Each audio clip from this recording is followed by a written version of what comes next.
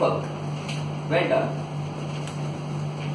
But again, I did not enjoy. These were the words of my manager when I asked for my feedback and on my year-end performance. It was like giving a feedback on someone who made a very delicious samosa for you with all the hard work, and after eating the samosa you say it was very tasty, but I did not enjoy it.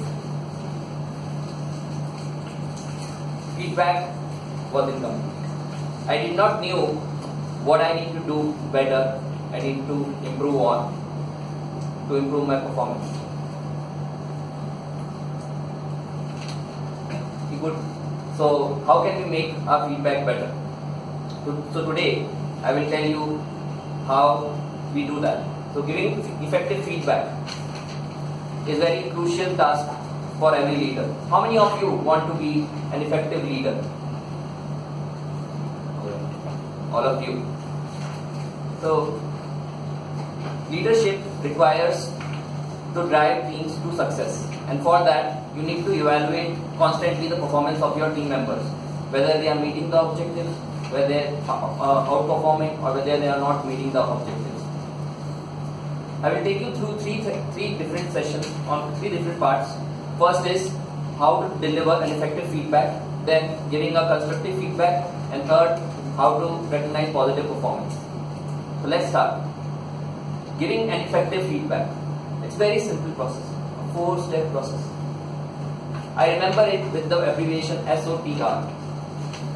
S stands for setting the objectives. When we start our speech, we ask the evaluator to read out the objectives, correct?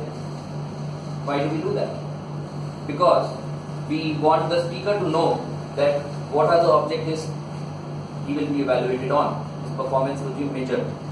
In my workplace, at the beginning of every year, what we are asked to do is to agree on the set of objectives on which at the end of the year our performance will be measured. Setting the objectives. Step 1. Step 2. Observing. For example, if the evaluator is listening to me and simultaneously working on his mobile, will he be able to give the feedback, effective feedback? No. You have to observe. Observe carefully what the speaker is doing well, what can he improve on. Second step, observing. Third step, giving timely feedback. T. What if I give a speech today and 7 days down the line I am getting my evaluation? Will it be impactful, useful? No. Timely feedback is crucial so that the speaker or the performer knows how to improve on immediately and can work on the improvement points. But sometimes when you are a leader, there are conflicted situations. So conflicting in that case, to avoid losing tranquility, we need to give some time, buffer time before we give the feedback, because the person who we are giving feedback might lose his temper or become aggressive or become defensive. So you have to give time, buffer time at that time as well. So giving timely feedback is important. As a leader, you should be aware of it. First step is timely feedback. Fourth step is recognizing performance, positive performance. In your team, you will have outstanding performers, you will have mediocre, average performers, you will have poor performers. But all of them will do something good, something positive. You need to recognize you need to recognize the positive performance. So to recall, we have 4 steps: setting objectives, observing, timely feedback, and recognizing positive performance. These are the 4 steps of giving an effective feedback. Moving on. How many of you have encountered a person who is very difficult to deal with?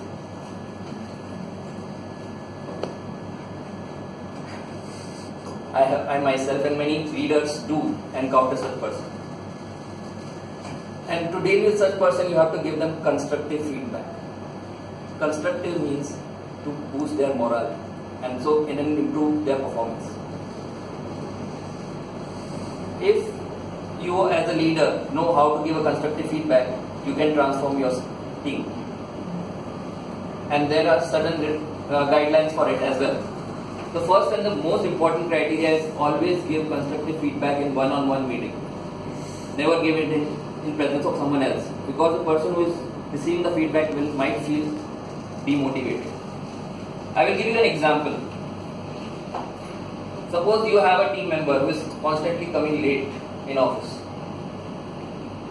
You have to improve his performance, meeting his expectation. The objective is to come on time. How will you deal with it? Him or her? So, as a leader, what you can do is you go in a one-on-one meeting with him. Be specific. First step is being specific. Give specific observation.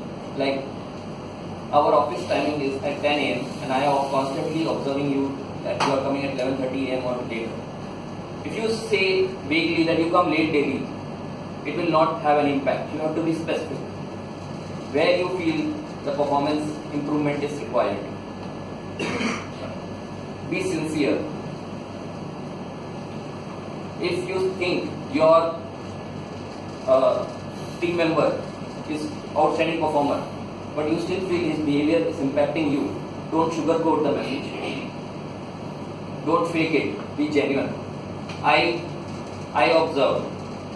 I feel that this is not right. It's the way you handle. Give feedback. You have to speak for yourself.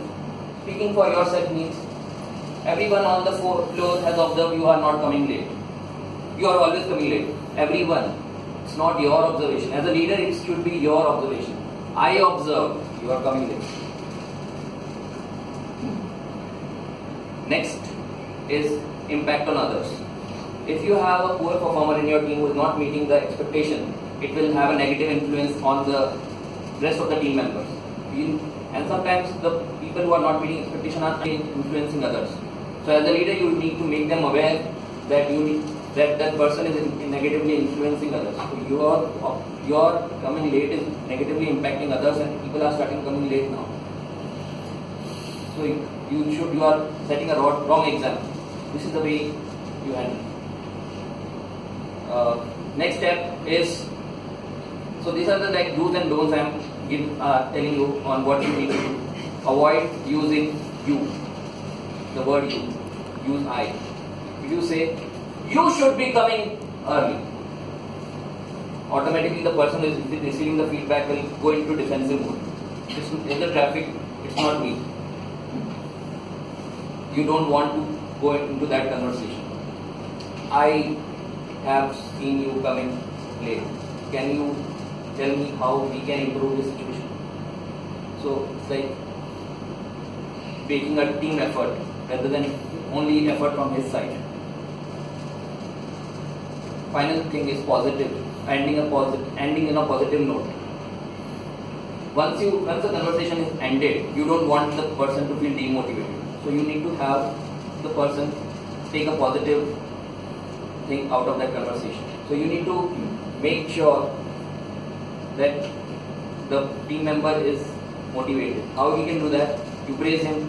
I have seen you performing good at this particular task, and I am sure going forward you will meet expectation and come on time in office.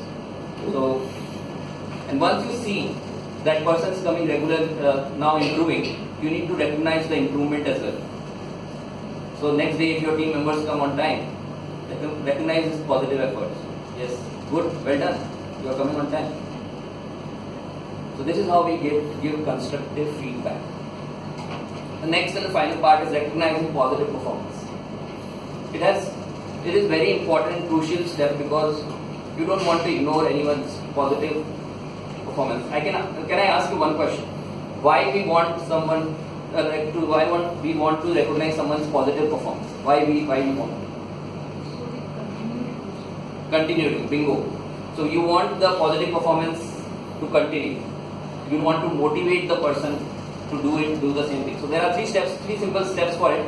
Step one is you have to be specific on what points you think the person is doing well. So I have observed you have been consistently delivering your projects on time, well before deadline. I have seen you making sure that the quality is 100%. You have giving suggestions. So these are specific feedback you are giving to that person, that that person is doing well. Second part is you have to express your appreciation. How the performance is impacting the rest of the team. You are right role model for the entire team. For example, Kushna Binarki, our club, is a role model for a good speaker. So you have to recognize and appreciate. So you are a role model for all of us. Third and the final step is to encourage. Encourage, you want that person to continue doing that same thing. So encouraging, recognizing. So Harini has been outstanding leader in our club. So we want her to continue giving her effort. So well done, Harini. You have been doing a very good job. Keep it up, and we want you being a role model so that you can create more leaders like you in this club. So that's the way you encourage people. So today we learned constructive feedback, 4 steps. We learned how to give effective feedback, how to give a constructive feedback, and how to encourage or recognize positive performance. Why is giving effective feedback important? Again, it not only helps achieve the goal, but also instills confidence and pride and drives the team to success. That's why it's important. It's like saying the person who has served you a samosa, saying that it's very tasty. If it was served with a green chutney or sauce, it would have been tastier. So, being specific. I would like to end with a quote. Feedback is the breakfast of champions, and only champions can give effective feedback. I would like to open the floor for any question and answer, if anyone has, on giving effective feedback. Any questions on the entire session? So we are talking about giving feedback. What if we are at the end of it? We are giving a very harsh feedback. So you are giving a harsh feedback to someone, or you are receiving? Receiving. All right. So it comes under the purview of yoga. So you do yoga.